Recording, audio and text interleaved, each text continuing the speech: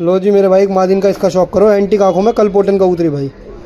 मादिन है ये, मोटे चेहरे की, मोटे नाकड़े की। पहले आंखें देखो और अब ये देख लो भाई, मोटे नाकड़े की कबूतरी भाई।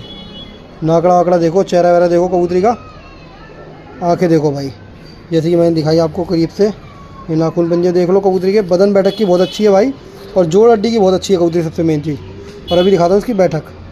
ये लो भाई, छोटी सी कबूतरी है, बिल्कुल हथेली भर की, बिल्कुल हथेली भर की। बैठक बहुत अच्छी है, उड़ उड़ के भाग रही है, इस वजह से थोड़ा सा वीडियो बनाने में दिक्कत आ रही है। ये देखो।